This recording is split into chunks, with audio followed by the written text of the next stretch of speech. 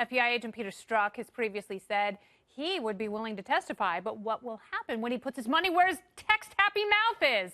Let me ask former Trump campaign aide Sam Nunberg. Welcome to the show, Sam. What an honor. I have always loved your media blitzes, and I am delighted to have a one-on-one with you. Thank you very much. What was your takeaway from the questioning today? Well, I think, first of all, we need to understand that Horowitz himself is not doing anything wrong because, unfortunately, the limitations of his office and the limitations of this idea that these institutions are actually going to self-police themselves means that he has to take every, and it's a lie, every lie that these FBI agents give him, every lie that Comey, McCabe, Sorzak, whoever else gives him, at face value. In other words, he can't believe his lying eyes when they tell him, no, no, no, we didn't do any political bias. No, no, no. When we were It's hard to prove political bias screwed with the outcome.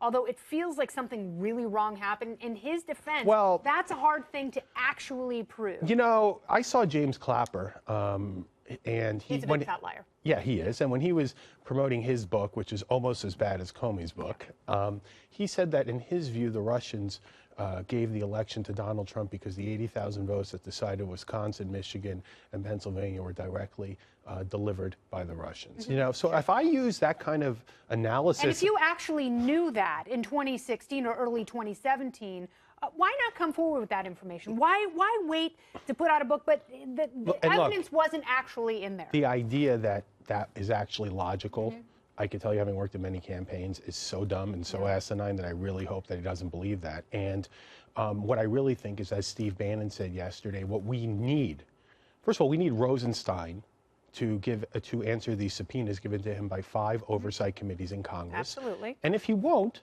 therefore the president has the right to fire him. Yeah, but then if you do that, it just looks like you're having lackeys like Devin Nunes do your dirty work, and that's not the case. We need transparency, not just here, not just with these documents, and not just with the Department of Justice. What we really need, we need them across the board. I agree with you, and you know how we're going to get it? Is Jeff Sessions should have a little cojones and actually get a special counsel to investigate that. You know what, the special counsels, and I've said this before, I'll say it again, they can go sideways. They do. I think I know that firsthand. And they can take forever. But did you testify before the grand jury? Yeah, you might have heard that. Yeah, how was that? Well, here's what I would say about that. Look, I was in there for, I think, 5.5 hours. The first 30 minutes, they screamed at me for my theatrics earlier in the week. I expected that. Whatever. I've been chewed out before. Because you said you were going to tear up a subpoena on live TV, which I appreciated. They couldn't do anything about it. Remember, that's a Monday. I had until Wednesday, so sucks for them. An hour goes into Roger Stone, and what Roger was telling me about Assange. And by the way, Roger never spoke to Assange, never had any foreknowledge of Podesta's emails. And as we know today through Michael Caputo and Roger, they may even have had tried to Comey do a sting operation against them earlier. Will Peter Strzok get fired over this?